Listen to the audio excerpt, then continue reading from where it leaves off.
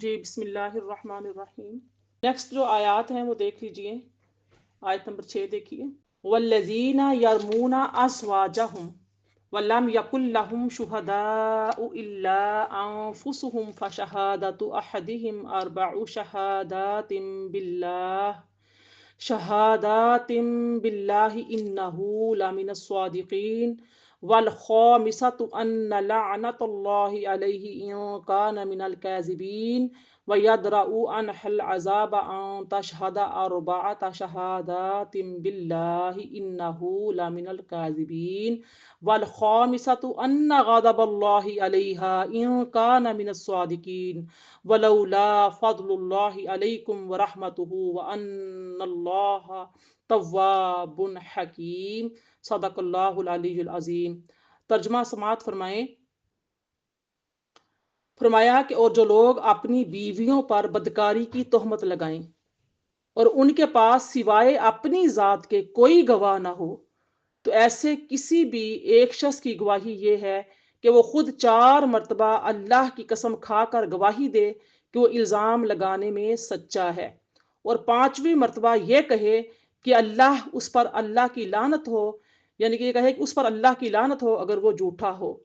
اور اسی طرح یہ بات اس عورت سے بھی سزا کو ٹال سکتی ہے کہ وہ 4 مرتبہ اللہ کی قسم کھا کر خود گواہی دے کہ وہ مرد اس تہمت کے لگانے میں جھوٹا ہے، اور 5ویں مرتبہ یہ کہے کہ اس پر یعنی مجھ پر اللہ کا غضب ہو اگر یہ مرد اس الزام لگانے میں سچا ہو، اور اگر تم پر اللہ کا فضل اور اس کی رحمت نہ ہوتی تو تم ایسے حالات میں زیادہ پریشان ہوتے، اور بے شک اللہ بڑا ہی توبہ قبول فرمانے والا، بڑی حکمت والا ہے۔ سبحان اللہ، اللہ اکبر، بے شک ایسا ہی ہے۔ آپ دیکھیے یہ آیت نمبر 6 ہے، 6، 7، 8 اور 9، 10 یہ میں نے آپ کے سامنے تلاوت کی ہیں۔ یہ جو آیات ہے پچھلی آیات کی کہ کچھ مدت بعد یہ ہے نا یہ آیات بارکہ جو ہے نازل ہوئی ہیں۔ حد قذف کا حکم جب نازل ہوا تو لوگوں میں سے سوال پیدا ہو گیا کہ غیر مرد اور عورت کی بد چلنی دیکھ کر تو آدمی صبر کر سکتا ہے، ٹھیک ہے، گواہ موجود نہ ہو تو زبان پر کفل چڑھا لیتا ہے انسان، چلے زبان اپنی بند کر لیتا ہے اگر کوئی کہیں اور ایسی بد چلنی دیکھتا ہے،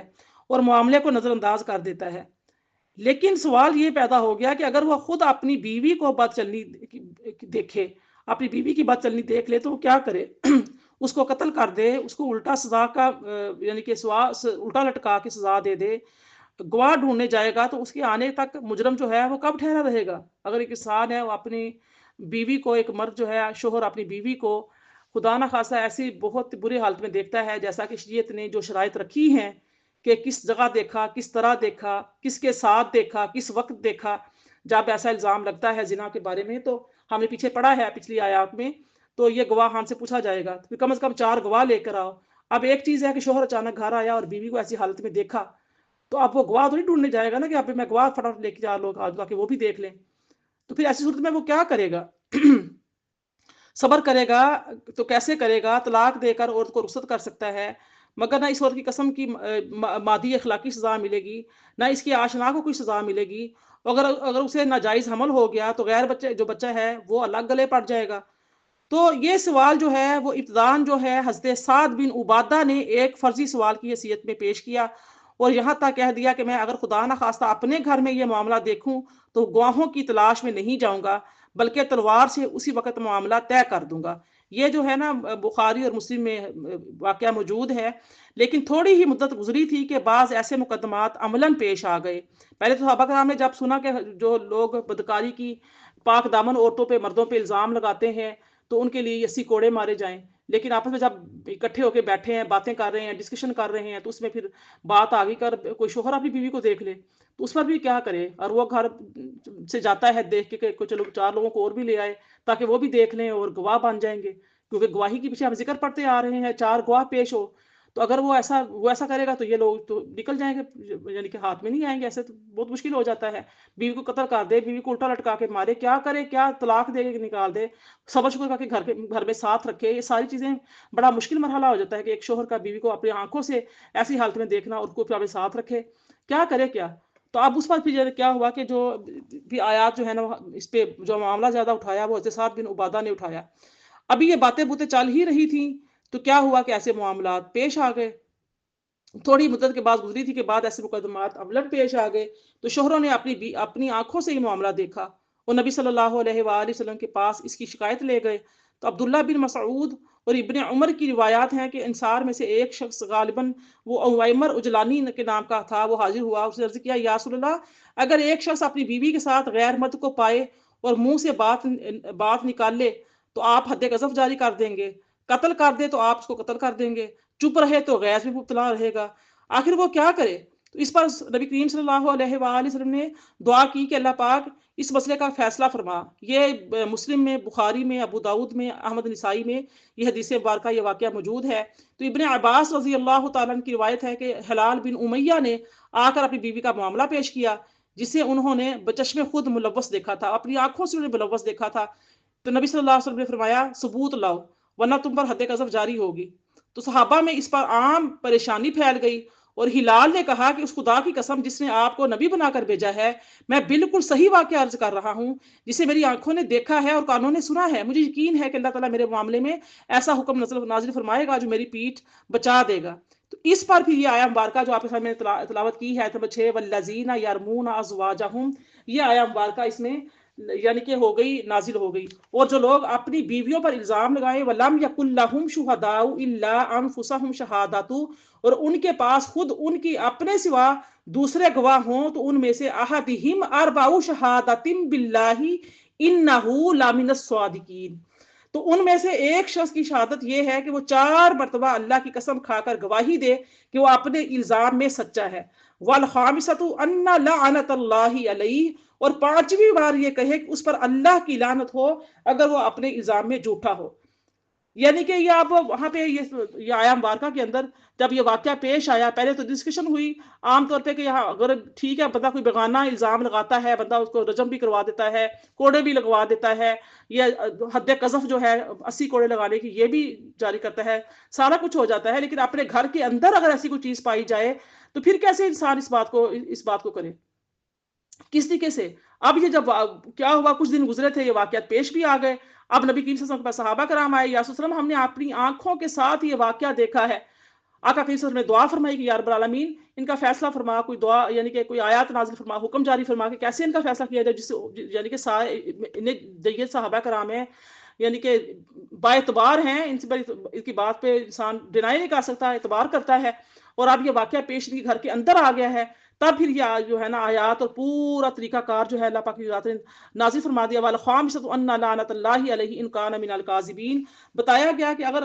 یعنی کہ جو ایسا واقعہ پیش آیا ہے تو وہ مرد جو ہے وہ 4 بار قسم کھاتا ہے، 4 بار قسم کھائے گا اپنی بات کی. اس کے بعد پھر جو ہے وہ 5ویں مرتبہ کیا کرے گا،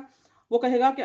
اس پر اللہ کی لعنت ہو اگر وہ اپنے الزام میں جھوٹا ہے. عورت سے بھی اسی طرح سے 4 مرتبہ قسمیں لی جائیں گی اور 5ویں مرتبہ کہا جائے گا کہ اگر میں اپنی قسموں یا دعوے میں جھوٹی ہوں تو مجھ پر اللہ کا غضب ہوگا. وہ قسم کھا کے یعنی کہ اس بات کی تصدیق کرے گا کہ میں جھوٹا نہیں ہوں، میں نے اپنی آنکھوں کے ساتھ اس حالت میں اپنی بیوی کو فلاں مرد کے ساتھ دیکھا ہے. 4 مرتبہ کہے گا کہ اللہ کی قسم اٹھا کر کہتا ہوں کہ میں نے یہ چیز اپنی آنکھوں سے دیکھی ہے. اشہاد باللہ کہے گا، یہ کہنا گواہی کے قائم مقام ہوگا. اشہاد باللہ یعنی میں اللہ کی قسم کھاتا ہوں. یہاں عذاب سے مراد یہ کیا ہے، زنا کی سزا. تو وہاں پر پھر کیا کہہ دیا جائے گا جب 4 مرتبہ یہ کہے گا کہ میں اشہاد باللہ میں اللہ کے نام کی قسم کھاتا ہوں کہ میں نے ایسے ایسے اپنی بیوی کو فلاں مرد کے ساتھ ایسی حالت میں نے دیکھا ہے. جب 4 مرتبہ یہ الفاظ کہہ دے گا اس وقت پھر آگے جا کے کیا ہوگا کہ پھر جو ہے 5ویں مرتبہ کہے گا کہ مجھ پر اللہ کی لعنت ہو اگر میں اپنے الزام میں جھوٹا ہوں. ٹھیک ہے، وہ یہ کہے گا. 5ویں مرتبہ الخامسۃ ان غضب اللہ علیہا ان کان من الصادقین. اب مرد کے لیے لعنت کا لفظ استعمال ہوا ہے کہ وہ اپنے آپ کو لعنت کرے گا. والخامسۃ ان لعنت اللہ علیہ ان کان من الکاذبین. 5ویں مرتبہ یہ کہے گا کہ اس پر اللہ کی لعنت ہو اگر وہ جھوٹا ہے. لیکن جو عورت ہے وہ بھی کیا کرے گی کہ اس طریقے سے 4 مرتبہ قسم کھائے گی کہ یہ جو شوہر ہے مجھ پر الزام لگا رہا ہے، بہتان لگا رہا ہے، یہ جھوٹا ہے. اب نبی کریم صلی اللہ علیہ وسلم فرماتے ہیں کہ کوئی تم میں سے کوئی ایک تو جھوٹا ہوگا، کوئی ایک تو جھوٹا ہے. جب ایسا یعنی کہ معاملہ پیش آ جائے تو اس میں پھر کہا جاتا ہے کہ کوئی ایک دونوں میں سے جھوٹا ہے. جب آدمی یعنی کہ ایسا واقعہ پیش آیا تو جب قسم کھائی جا رہی تھی تو نبی کریم صلی اللہ علیہ وآلہ وسلم بار بار ایک ہی بات فرما رہے تھے کہ تم میں سے کوئی ایک جھوٹا ہے، اللہ سے ڈرو۔ اور 5ویں مرتبہ جب وہ کہتے ہیں کہ مجھ پر اللہ کی لعنت ہو، مرد بھی یہی الفاظ کہتا ہے 4 قسمیں کھا کے اللہ کی، پھر اس کے بعد جو عورت ہے بیوی اس کو بلایا جاتا ہے، وہ بھی 4 مرتبہ اللہ کی قسم کھاتی ہے کہ میرا شوہر مجھ پر جھوٹا الزام لگا رہا ہے، میں اپنے دعوے میں سچی ہوں، میں یعنی کہ یہ جھوٹ کہہ رہا ہے، اوپر بہتان لگا رہا ہے، میں اللہ کی قسم اٹھا کر کہتی ہوں 5ویں مرتبہ کہتی کہ اگر یعنی کہ میں اپنے الزام میں جھوٹی ثابت ہوئی تو پھر مجھ پر اللہ کا غضب ہو۔ یہاں پہ 2 الفاظ آئے ہیں عورت کے لیے، غضب کا لفظ ہے والخامسۃ ان غضب اللہ علیہا ان کان من الصادقین، وہ اللہ کی یعنی کہ قسم کے بارے میں کہے گی کہ 5ویں مرتبہ یہ کہے گی کہ اس پر یعنی مجھ پر اللہ کا غضب ہو اگر یہ مرد اس الزام لگانے میں سچا ہے تو یہاں پر یہ الزام لگانے کی بات دونوں کی خاوند بیوی کی بات طے کر دی گئی ہے کہ آپس میں، لیکن جب اصل بات یہ ہے کہ جب یہ بات ہو جائے گی، وہ کہے گی مجھ پر اللہ کا غضب ہوگا، تو مرد کے لیے لعنت کا ذکر اور عورت کے لیے غضب کا، اسے کیا کہا جاتا ہے؟ اسے کہا جاتا ہے لعان، لعنت کرنا۔ اب اگر یہ دونوں لعان کر لیتے ہیں تو پھر جو جج ہوتا ہے، اور یہ دیکھیے یہ بھی چیزیں عام طور پر یہ نہیں ہوتی کہ اٹھ کے شوہر جو ہے وہ بیوی کے قسمیں لینے لگ جائے، ایسی باتیں آپس میں گھر میں طے کر لی جائیں، ایسی ہو جائے، نہیں، یہ معاملہ جو ہے وہ آگے جائے گا، جج کے پاس جائے گا، حاکم وقت کے پاس جاتا ہے، عدالت میں جاتا ہے اور جا کے اقرار کرتی ہے اس بات کی کہ میرے شوہر میرے پر الزام لگا رہا ہے، ظاہر گھر میں فساد پیدا ہو جاتے ہیں۔ بعض دفعہ تہمت کی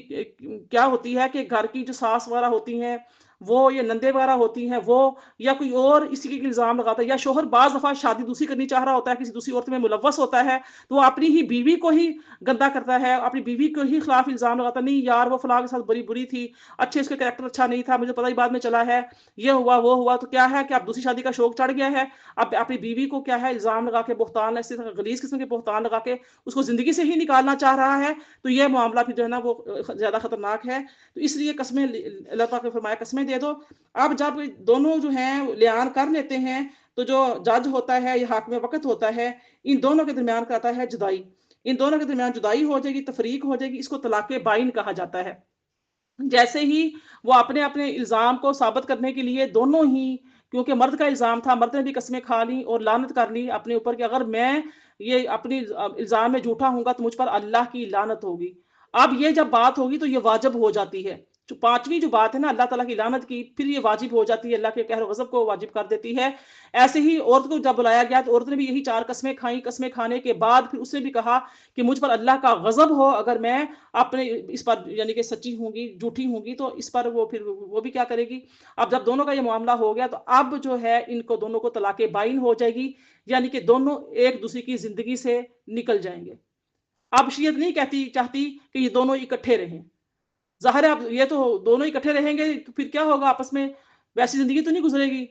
دل کھٹا ہو کے رہے گا، نہ نگاہیں صاف رہیں گی، نہ وہ نگاہوں میں محبت ہوگی، نہ دل میں وہ نرمی، وہ محبت کا گوشہ جو شوہر کے دل میں ہوتا ہے یا بیوی کے دل میں ہوتا ہے، وہ چیزیں تو نہیں ہوں گی۔ جب آپ بات اتنی بڑھ گئی، یہاں تک بات آ گئی کہ کسی کو بےہودہ الزام لگنے لگے، بےہودہ باتیں لگنے لگی، یا عورت کی بدکاری مرد کے سامنے آ گئی، یا مرد نے واقعی حقیقتاً اپنی عورت کو کسی غیر مرد کے ساتھ اس طریقے سے دے لیا اور وہ اپنے الزام میں بھی سچا ہے اور وہ قسمیں کھا کر کہہ رہا ہے، یا خدا نہ خاصا عورت بدکار نہیں تھی لیکن مرد نے اس کو بھی الزام لگا دیا، عورت سچ قسمیں کھا بیٹھی ہے، اپنے اوپر اللہ کا غضب کی بھی اس نے قسم کھا لی، لعان کر لیا، تو اب وہ دونوں اکٹھے نہیں رہ سکتے، آٹومیٹکلی طلاق بائن ہو جائے گی، دونوں ایک دوسرے کے ساتھ جدا ہو جائیں گے، عورت جو ہے وہ عدت کے بعد دوسرا نکاح کر سکتی ہے۔ ٹھیک ہے، اب دیکھیے آگے جو ہے یہاں پہ جو اس کے بعد جو آیتیں آئیں گی وہ آ رہی ہیں آیتیں، یعنی کہ جو واقعہ افک پیش آیا تھا حضرت عائشہ صدیقہ رضی اللہ تعالی عنہا کے بارے میں، جو الزام صادر ہوا تھا اس کے بارے میں، چونکہ واقعہ کافی لمبا ہے، مسائل کافی زیادہ ہیں اس کے اندر، تو پھر میں آج کی اس چیز کو یہیں پہ ختم کروں گی، اور اللہ پاک سے دعا ہے کہ اللہ پاک ہمیں عمل کی توفیق عطا فرمائے۔ تہمت کے بارے میں نبی کریم صلی اللہ علیہ وآلہ وسلم کے 2 فرامین میں آپ کو سنا دیتی ہوں کہ کسی پاک دامن عورت پر زنا کی تہمت لگانا 100 سال نیکیوں کو برباد کر دیتا ہے، اور جو کسی مسلمان کی برائی بیان کرے گا جو اس میں نہیں پائی جاتی، یہ عام برائی کی بات ہو جاتی ہے، عام طور پہ جو بات کسی کے اندر نہیں پائی جاتی، جو چیز خود کو محسوس ہو رہی ہے یا خود جو محسوس کر لیتے ہیں، بعض ہوتے نا کہ انسان دوسروں کا بڑا جج بنا ہوا ہوتا ہے، دوسروں کی ججمنٹ اچھی کر لیتا ہے، اپنے بارے میں اس کو پتہ نہیں ہوتا، تو دوسروں کے اوپر ایپ جوئی کرنے لگا رہتا ہے، تو جو دوسروں کے بارے میں ایسا کرتا ہے تو اس کے بارے میں یہ ہے کہ جو برائی اس کے اندر پائی نہیں جاتی تو اس کے بارے میں اللہ اس وقت تک دوزخیوں کی کیچڑ پیپ اور خون میں رکھے گا ایسے لوگوں کو جو برائی ایسی بیان کرتے ہیں کسی مسلمان کی جو اس کے اندر نہیں ہے۔ تو ایسے لوگوں کے لیے کیا ہوگا کہ بروز قیامت جو جہنمیوں کا پیپ ہوتا ہے اس پیپ کے کیچڑ میں اور خون میں جو بہ رہا ہوتا ہے جلیں گے، جب جہنمی جلے گے ان کا جسم جلے گا، ان کی جلد جلے گی، ان کی ہڈیوں سے جو پانی نکلے گا جل جل کے وہ پیپ جو بنے گی وہ کیچڑ ہوگا، وہ خون کا اور پیپ کا۔ تو اس کیچڑ اور پیپ اور اللہ تعالیٰ اس کے خون میں ان دوزخیوں کو رکھے گا جب تک وہ اپنی کہی ہوئی بات سے نکل نہ آئے۔ تو جو بات منہ سے نکل جاتی ہے، جو تیر کمان سے نکل جاتا ہے وہ واپس نہیں آتا۔ تو کچھ لوگ ہوتے ہیں جھوٹے الزام، بہتان، باتیں، تہمتیں لگاتے ہیں، سوچتے نہیں کہ اس کا وبال کتنا برا ہے۔ بروز قیامت کیا بنے گا جب ہمیں اپنا جو الزام ہے وہاں پر ہمیں سامنے کیا جائے گا کہ اپنی بات کو سچا ثابت کر کے دکھاؤ، تو ہم بات کو سچا ثابت نہیں کر سکیں گے۔ کبھی ماضی کبھی لوٹ کر آتا ہے، کبھی ایسا ہوگا وہاں پر تو سوائے نیکیاں دینے کے کوئی چیز اور نہیں ہوگی۔ تو یہ کسی مسلمان پر نام لے کر لعنت کرنا یا غضب کی بدعا کرنا یہ بھی اسلام میں منع کیا گیا ہے۔ لعنت ہو تم پر، کہتے ہیں بڑا لعنتی ہے فلانا، بڑا فلاں لعنتی ہے، بڑا لعنت ہوئے۔ یہ لعنت کا لفظ اتنا بڑا ہے، یہ لعان صرف اور صرف ایسے بہتان، ایسے الزام پر کی جائے گی جو خاوند اپنی بیوی کے بارے میں لگاتا ہے، سچا ہو یا جھوٹا، یا بیوی اپنے خاوند کے اوپر لگاتی ہے وہ جھوٹی ہو یا سچی ہو، اس میں لعان کا لفظ استعمال ہے۔ باقی لعنت اتنا بڑا لفظ ہے، اتنا بڑا لفظ ہے کہ آقا کریم صلی اللہ علیہ وآلہ وسلم فرماتے ہیں کہ جب کسی کے اوپر لعنت کی جاتی ہے تو وہ لعنت دنیا سے یعنی کہ پورے روئے زمین پر مشرق تا مغرب، شمال تا جنوب، چاروں طرف وہ گھومتی ہے، چاروں طرف وہ پھرتی ہے۔ اگر وہ جس کے اوپر لعنت کی گئی ہے وہ اس کا اہل نہیں ہوتا تو وہ گھوم پھر کر لعنت اس کے اوپر آتی ہے جس نے کی ہوتی ہے، جس نے کی ہوتی ہے۔ یہ لعنت کا لفظ بہت برا لفظ ہے، بالکل بھی کسی کے اوپر ایسے بدعا نہیں کرنی چاہیے، ایسی لعنت نہیں کرنی چاہیے۔ لعان ہے اگر خان بیوی کو زنا کی تہمت لگائے اور وہ دونوں گواہی کے اہل ہوں اور عورت اس کا مطالبہ کرے تو مرد پر لعان واجب ہوتا ہے، اور اگر مرد اس انکار کرے تو قید کر دیا جائے گا یہاں تک کہ یہ لعان کرے یا اپنے جھوٹے ہونے کا اقرار کرے۔ اپنے جھوٹے ہونے کا اقرار کرے تو اس پر حد قذف 80 کوڑے واجب ہو جائیں گے۔ اب اس لیے لہٰذا ہمیں کیا کوشش کرنی چاہیے کہ بالکل بھی ہمیں اس چیزوں سے پرہیز کرنا چاہیے، بچنا چاہیے۔ عام طور پر سینہ بسینہ انہی باتوں سے ہمیں بڑا سکون ملتا ہے، مزے لے لے کے باتیں کر رہے ہوتے ہیں، وہ باتیں جھوٹی پہنچی ہوئی ہوں، سچی پہنچی ہوئی ہوں، اپنی آنکھوں سے دیکھا ہے نہیں دیکھا ہے، جب تک آپ اپنے کانوں سے کوئی چیز نہ سنو، جب تک آپ اپنی آنکھوں سے نہ دیکھو، اس وقت تک آپ اپنا نامہ اعمال سیاہ نہ کرو۔ یہ 2 منٹ کی، 4 منٹ کی، آدھے گھنٹے کی گفتگو سے اپنی زبان کی لذت کو خراب نہ کرو، اپنے زبان سے ایسے گناہ نہ کر جاؤ، ایسی باتیں منہ سے نہ نکال جاؤ جو بروز قیامت اس طریقے سے دیکھو، ابھی میں نے آپ کو حدیث مبارکہ سنائی ہے کہ جہنمیوں کے پیپ اور جو خون اور پسینہ ہے اس میں سے نہیں نکلے گا جب تک وہ اپنی بات سے نکل نہیں آئے گا۔ اور یعنی کہ تہمت لگانا جو ہے وہ 100 سال کی نیکیوں کو برباد کرتا ہے۔ انسان 100 سال تک نیکیاں کرتا رہے، کسی ایک پر کوئی تہمت لگا دے اور وہ تہمت کا سر پاؤں ہی نہ ہو تو 100 سال کی نیکیاں اس پر برباد ہو جاتی ہیں۔ تو 100 سال کون جیتا ہے؟ کون نیکیاں کرتا ہے؟ پیدائشی تو کوئی نیکیاں کرنا شروع نہیں کر دیتا، وہ تو اللہ کے اولیاء، اللہ کے نبی قسم کے صحابہ کرام، وہ تو مخلوق ہی اور تھی۔ تو اس لیے ان چیزوں سے بچنا چاہیے، اللہ تعالیٰ سے استغفار کرنی چاہیے، بالکل بھی ایسی چیزوں سے پرہیز کرنا چاہیے۔ اللہ پاک سے دعا ہے اللہ پاک ہم سب کو عمل کی توفیق عطا فرمائے اور ہم سب کے جملہ جو گناہوں کو اپنی رحمت سے معاف فرمائے۔ کل سے عائشہ صدیقہ طیبہ طاہرہ رضی اللہ تعالیٰ عنہ پر جو بہتان لگایا گیا تھا اس کے بارے میں ان ڈیٹیل ہم جانیں گے، وہ بھی الزام اسی طرح کا تھا جو ہم نے پیچھے پڑے ہیں۔ اللہ اکبر۔